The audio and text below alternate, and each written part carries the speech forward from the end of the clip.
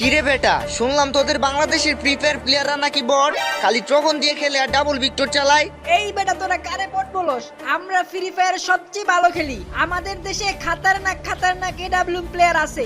এরকম প্লেয়ার তোমাদের ইন্ডিয়াতে জীবনও পাইবা না। আমাদের ইন্ডিয়ানদের এডাব্লিউএম চালানো দেখলে মিনা সার্ভারের বিটুকে পর্যন্ত ভয় পায়। আর তোরা বাংলাদেশিরা তো আমাদের হাতের মুয়া, তোদের মতো নুবদের আমরা গনাই ধরি না।